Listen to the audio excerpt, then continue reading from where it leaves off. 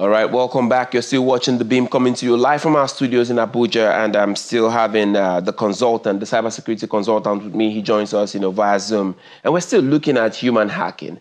And like I said before we went away, the question for me is, what now can we do as an individual? What can we do as a system, as a people, to fight against, social engineering? So, Mr. Ayokumi, let's go to something of that nature, Algorithms might be working against us, especially on social media.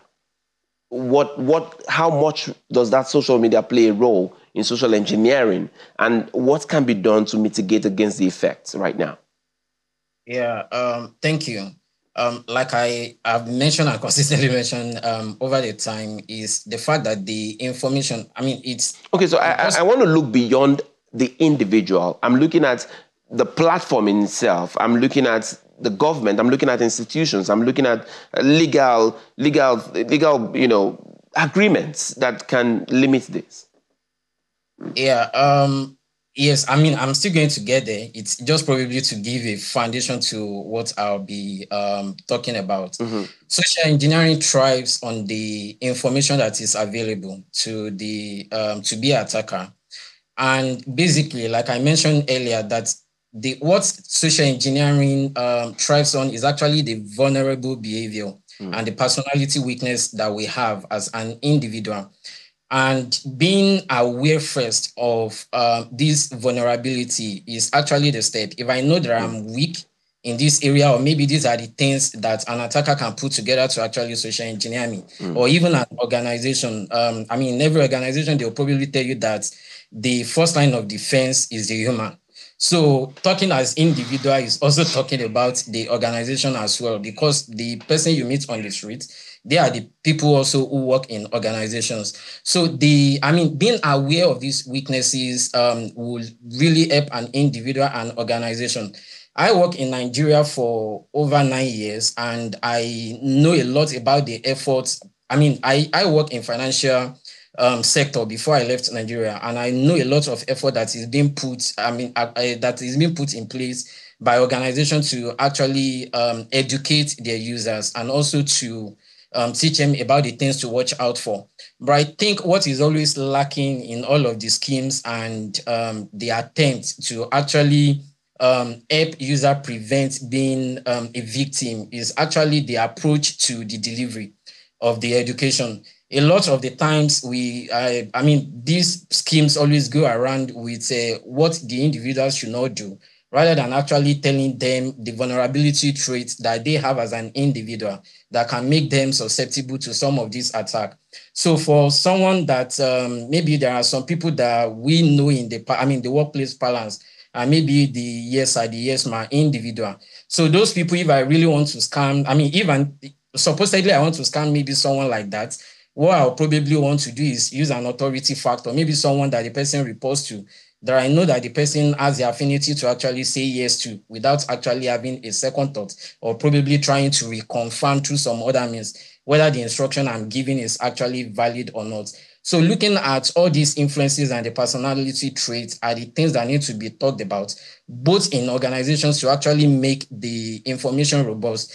And on the part of the government, like you mentioned during the introduction, over 9 billion is being lost annually to these scams through social engineering. So I think I'll probably say government should have it as an onus to also actually create education for individuals on this subject area. In the Western world, here around Europe, you actually have a lot of mini courses that individuals take that can actually help them to stay for them to stay ahead of the tactics that the notice is coming every now and then. So basically, yes, that is what I'll say. Education, government should make an effort, maybe to partner with individuals or anybody that can actually provide a cybersecurity essential education to actually help people to gain understanding that they need to stay ahead of the curve. And also in terms of what the government can do, I think currently in Nigeria, it's actually difficult to actually see maybe any center where such activity should actually be reported.